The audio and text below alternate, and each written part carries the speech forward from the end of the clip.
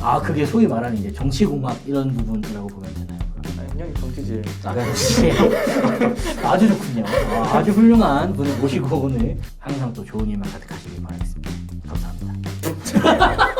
아직 끝내는 게 되는데 농담이고 이런 성격이 아니에요, 여러분. 원래 진짜. 아닌데. 근데 여러분 이제 구독을 다시 한번 생각해 보셔야 될 때도 있어요. 내가 오늘 말하지만 이런 사람 아니에요.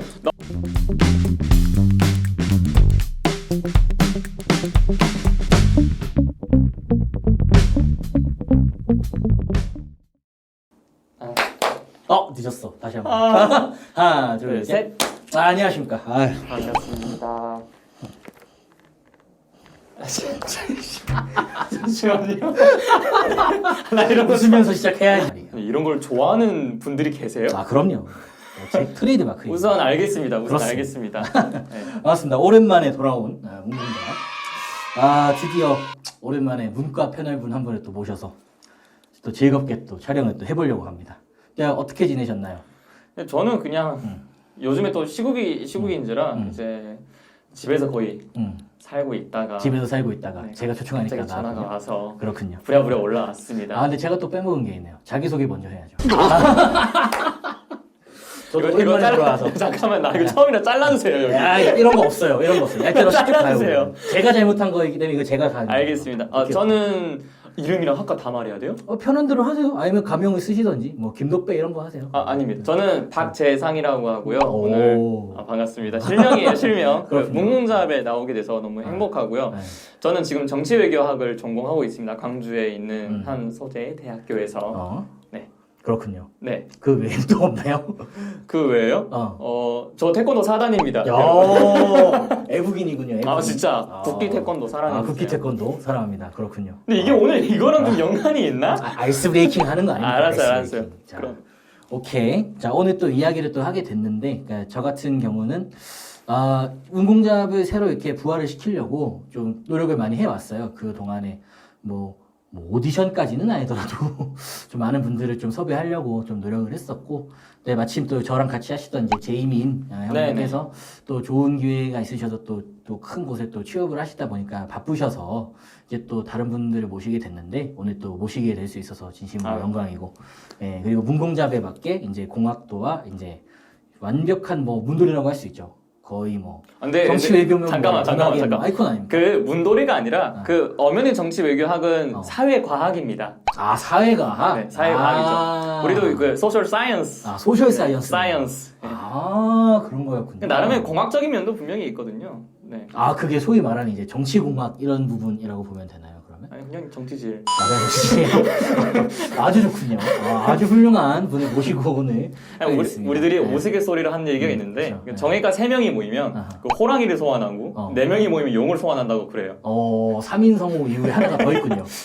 아주 대단한 것이죠. 여러분들도 꼭 정치 외교학 도전해 보시길 바랍니다. 저랑은 알고 지낸 지 벌써 한 3년?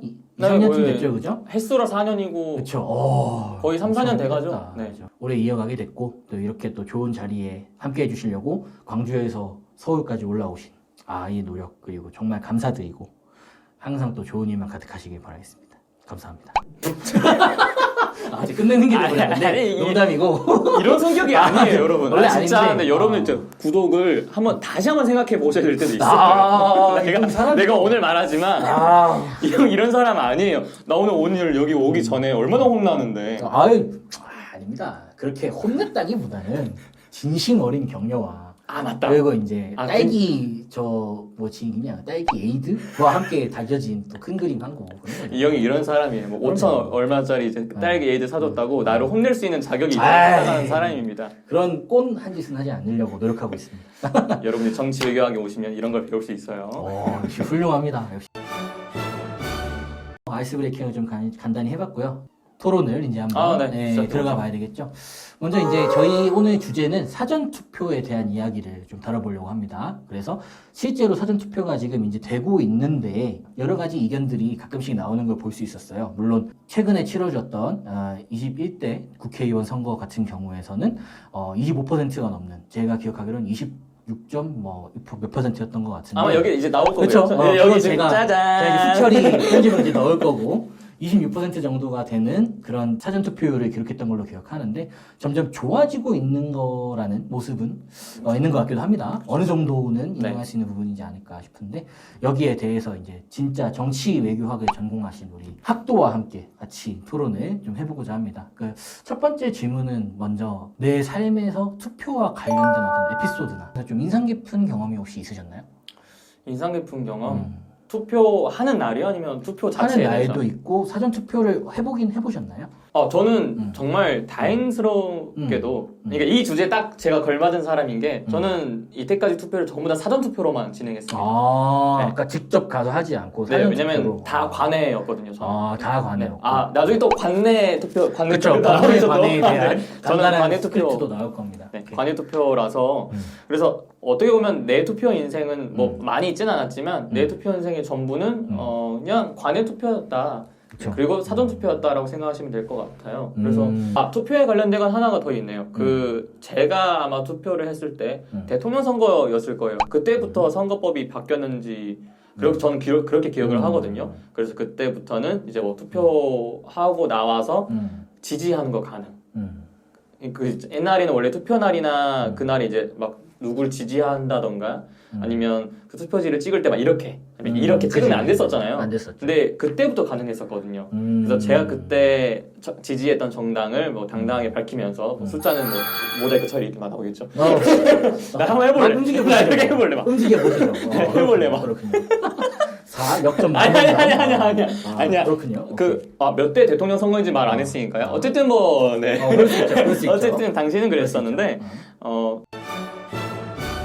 그때는 좀 그게 좀 신기했어요. 이제 얘는 투표를 하는 날에도 자기의 그 지지하는 정당, 지지하는 후보를 당당하게 말할 수 있는 시대가 왔구나. 저 같은 경우는 제일 처음 했던 투표가 군대에서 했어요. 저는 그러니까 어. 군에 딱 입대를 했을 때 제가 6월생인데 그때 제 기억이 맞으면은 들어가자마자 얼마 안 돼서 이제 그때는 지선이었나? 총선이었나? 아마 국회의원 선거였던 것 같아요. 근데 제가 있던 지역구가 동대문구 을이었는데 거기에 홍준표 아저씨가 있었습니다. 홍준표 의원님. 홍준표, 지금의 홍준표 의원님. 네, 홍준표 의원님. 네. 홍준표 의원님이 계시는 아무 생각 없이 저도 군대에 있었고 제가 그때 20살, 21살 때였으니까 지역구 의원이라고 하면 유명한 사람을 뽑아야 되지 않을까? 근데 홍준표는 들어본 것 같거든요. 그렇죠. 모래시계 검사다 해갖고 그게 아마 저의 첫 번째 투표였지 않았나. 그것도 어떻게 보면은 거소투표죠. 그건 거소투표. 거소투표. 군대에서 찍었던 거니까. 그 생각이 부재자 투표였겠다. 부재자 투표. 맞아요. 맞아요. 부재자 투표예요. 부재자 투표. 투표. 네. 정확하네. 맞네. 첫 경험이 있겠나? 이거 이렇게 읽으면 안 돼. 잠시만요. 사람은 지금 이거 삐 아니 이건 이제 흑백으로 만들어서 박제시켜버릴 거예요. 나 오늘 첫 출연이란 말이야. 그럼 첫 출연이시죠. 형 약간 좀 러프하게 해주세요. 어쨌든 어쨌든 그냥 우리가 생각해보면 한 25살 때까지 투표를 2번 이상 경험하기가 힘들어요. 그건 그렇지. 네. 4년에 한 번씩 열리고 뭐 이런 식인데 다 5년에 한 번, 4년에 한 번 이런 식인데 투표를 많이 경험해 보는 경우가 뭐 없죠. 그 2번밖에 안 한 거 아니에요? 지금? 두 번? 제 저 당시? 지방선거 중간에 있지 않았을까요? 지선, 총선, 대선? 나 3번? 아닌가? 그러면, 2번인가? 중요한 투표는 다 해봤네, 그럼. 네, 그렇죠. 다 해봤죠. 그렇군요. 지선도 했나? 좋습니다. 네, 그러면 두 번째로 넘어가서 이제 사전 투표에 대해서 이제 본격적으로 좀 이야기를 해보려고 하는데요. 사전 투표를 통해서 얻는 실익이 있고 단점이라고 부를 수 있는 부분도 있을 것 같아요. 이 부분에 대해서 어떤 입장을 갖고 계신가요? 근데 제가 여기서 장점, 단점 얘기해야 돼요? 제가 정치공학도로서 그냥 제가 이제 공부했던 내용이에요. 그죠. 공부했던 내용인데 그 투표 날에 대해서 사람들이 어떻게 인식하냐에 따라서 사전 투표가 어떻게 진행될 수 있다. 그러니까 사전 투표를 가짜 투표라고 생각할 수도 있고요. 그러니까 본 투표 당일날에 진짜 투표라고 생각을 할 수도 있어요. 그래서 나는 가짜 투표보다는 진짜 투표를 하겠지. 왜냐면 그래야지 나의 투표 효능감이라고 하거든요. 내 한 표가 더 소중해지는 그 느낌이 있어요. 그게 본 당일날이 더 세질 수 있다. 더 강해질 수 있다라는 얘기도 있었고요. 그런데 이제 이런 얘기는 우리나라에서 거의 빠졌죠.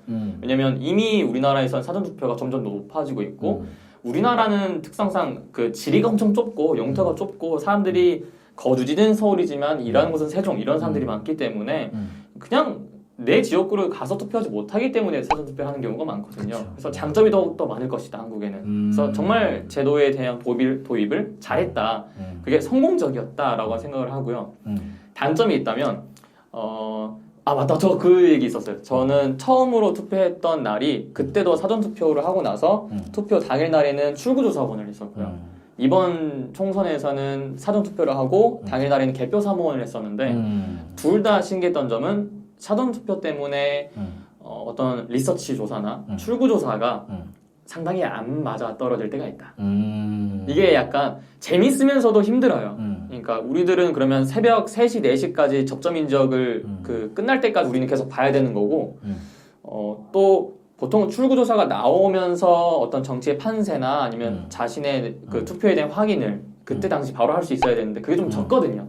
상대적으로 조사할 수 있는. 왜냐면 물론 이제 리서치 회사에서는 사전 투표 당일 날의 연령대층을 비교해가지고 약간의 이제 보정이 들어가긴 하는데 그렇다 하더라도 좀 출구조사에 대한 아쉬움. 그게 있죠. 대신에 역전의 드라마는 자주 나와요. 그게 난 좀 재밌더라고. 저 100표 단위로 이렇게 막 그렇죠. 역전이 되기도 하고 뒤집히는 경우도 많이 있었죠. 이번 총선 같은 경우는. 그렇죠. 본인은 생각했을 때 지금 이 제도를 유지하는 게 맞다고 생각하나요? 아니면은 이거를 좀 더 개량을 하거나 아니면 뭐 없애자라고 하는 의견도 보면은 있더라고요. 없앨 수도 있죠. 네, 없앨 수도 있어요. 네. 이런 의견에 대해서 어떤 스탠스를 갖고 있나요? 저는 이제 현상 유지에 가까워요. 왜냐면 저는 그러니까 개인적으로 봤을 때 내가 사전 투표 제도에 대해서 만족을 하고 있어서 여기서 어떤 걸 바꾼다고 하면 글쎄라고 할 것 같고 이걸 정치 공학적이나 제도학적으로 봤을 때 제도는 쉽게 바뀌면 쉽게 바뀔수록 혼란이 가중된다. 그런데 가면 갈수록 좋아지고 있는 제도를 굳이 바꿔야 될 필요가 있을까? 그래서 지금 하는 대로 쭉 가다가 나중에 사전 투표율이 낮아지거나 국민들이 뭐 계속 의혹을 제기한 이분처럼 그런 부분으로 가시는 분들도 형 내가 이제 생각을 있죠. 해봤는데 우리도 한 번쯤은 의혹을 제기하자. 어디다가요? 그냥 아무데나. 선관위 말고 그냥 아무데나 그냥. 아무데나? 그러면 막 뭐 어디? 막 그 구독자 쫙 하고 남의 채널 와가지고 왕실생들만 이거 뭐하는 분이죠 얘는? 정치외교학과는 원래 다 이런 사람들이에요? 어쨌든 여러분 그런 게 아니라 어쨌든 이제 뭐 의혹이나 내가 어디까지 얘기했지? 자 여기서 끊고 그래서 끊고. 본인의 입장은 현상 네, 유지를 하는 것이 현상 낫다. 유지다. 네. 근데 저는 여기서 조금 다른 부분이 있는 게 제가 볼 때는 일단 모든 것들이 다 좋게 가고 있다라는 가정은 가능한 것 같아요. 지금 상황에서. 사전 투표를 통해서 실제로 투표율이 높아진 부분도 있고 여기에 대해서 뭐 지금 당장 뭐 부정선거나 막 이런 것에 대한 의문을 제기할 만큼의 막 의혹이 지금 바로 제기되고 있는 상황도 아닌 것이고 사전 투표가 그만큼 신뢰를 많이 얻었다고 생각하기 때문에 저는 이 투표라는 것이 시민의 의무이기도 하지만 어떻게 보면 권리로서도 보장받아야 되는 것인 거잖아요. 그러니까 엄밀히 말하면 의무는 아니죠. 네. 그렇죠. 뭐, 의무라고 엄밀히 말할 수는 말하면 없죠. 네 그래야 맞아요. 그렇죠. 의무는 아니죠. 그렇죠. 의무는 아니기 때문에 이제 이 캠페인이라든지 아니면 사람들의 정당 운동이라든지 여러 사람들의 이런 공세를 통해서 선거와 이 투표율이라는 것을 같이 이제 접목시켜서 그러니까 더 많은 사람들이 참여할 수 있는 기회를 두는 것 자체가 이 민주주의적인 절차를 좀 되게 좋게 만들 수 있는 그런 기회라고 생각하는 거죠. 그러니까 저는 사전 투표율을 하루 늘리거나 아니면 선거율을 하루 늘리는 것도 괜찮을 것 같아요. 그러니까 저는 가능하면 사전 투표율은 3일 정도. 그러니까 지금 현재 2일이니까 3일 정도로 두거나 아니면 선거율을 늘리는 것이 좋다고 생각하는 게 아예 날수가 안 된다고 하면은 야간 투표라도 진행을 좀 할 수 있으면 어떨까? 왜냐면 새벽 6시에 시작을 하잖아요. 맞아요. 근데 그 후에도 6시 이후에도 줄을 서면 사람들이 투표를 할 수는 있는데 근데 6시에 딱 맞춰서 가는 사람들이 있음에도 불구하고 줄이 끝나버리면 투표를 할 수 없는 상황도 생기는 거잖아요. 오후 6시. 그렇죠. 오후 6시. 네, 오후 6시네. 그렇죠. 6시부터 8시까지니까 12시간 동안이나 하긴 하지만 사람의 이제 사이클이라는 것은 또 출근 전에 무조건 하고 오라고 강요할 수도 없는 것이고 여기도 퇴근 후라도 좀 보장을 해줘서 저는 한 7시, 8시까지 좀 늘려줘도 괜찮지 않나. 그러니까 최소한 네. 일 단위는 아니더라도 시 단위로는 그쵸, 시간 단위로 그 정도는 늘려줘야 사전투표가 지금 유지되는 것이 맞지 않느냐라고 저는 생각을 합니다. 어떻게 생각하시나요? 그러세요? 토론 안 돼. 야, 망했어. 다시 꺼내야 돼. 엎어. 아니 원래 토론 주제 나는 또 그 여러분들 토론회 보다 보면 맨날 싸우잖아요. 저는 그런 거 별로 안 좋아하거든요. 저는 오늘 인정하고 집에 가도록 하겠습니다. 수고하세요. 하나, 둘, 셋.